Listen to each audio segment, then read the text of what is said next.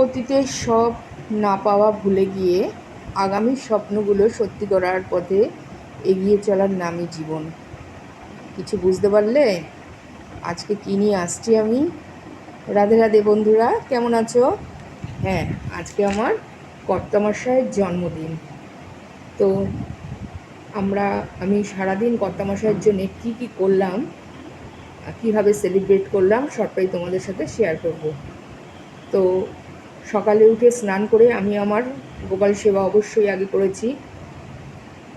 সোমবার ছিল, তাই শিব ঠাকুরকেও একটু সুন্দর করে মালা গেঁথে পরিয়ে আমি সোজা চলে গেছি রান্নাঘরে, কারণ রান্নাবান্নার একটু বিশেষ ব্যাপার ছিল।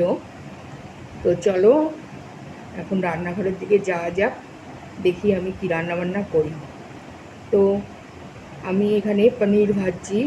আমাদের বাড়ি আবার একটা ব্যাপার আছে, নিরামিষ আমিষের ব্যাপার আছে। আমরা নিরামিষটাই খাই বেশি, কিন্তু কর্তামশাইয়ের বার্থডে বলে কথা, এখানে চিকেন ম্যারিনেট করা, একটু আমের টক আছে, পায়েস আছে, 5 রকম ভাজা আছে।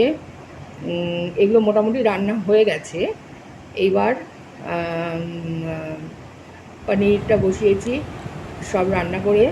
তো আমার কর্তামশাইকে আমি জন্মদিনের দুপুরের খাবারটা সাজিয়ে দিলাম। এরপরে দুপুরবেলা খেয়ে দিয়ে প্রচণ্ড গরম, আমার খুব কষ্ট হচ্ছিল, কারণ আমি এত রান্না দাঁড়িয়ে করেছি, খুবই কষ্ট হচ্ছিল। যাই হোক, এবার সন্ধ্যেবেলা কেক কাটিংয়ের পালা। আমার ননদের আসার কথা ছিল, কিন্তু ওর বাচ্চাটার খুব শরীর খারাপ, ও আসতে পারেনি। তো এখন কেক কাটিং হবে, কিন্তু আমার ছেলে ক্যামেরার সামনে আসবে না। কেমন আসবে না, তো আসবেই না, ক্যামেরার সামনে আসতে একটু অপছন্দ করে। যাই হোক, আমার কর্তামশাই ছেলেকে বলল, লাস্টে না পেরে আমাকে নিয়েই কেক কাটিংটা করলো।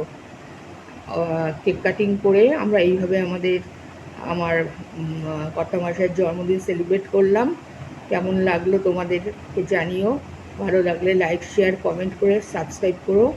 আর যারা ফেসবুক পেজ থেকে দেখবে তারা ফেসবুকটা ফলো করে দিও। তোমরা সবাই ভালো থেকো, সুস্থ থেকো। রাধে রাধে।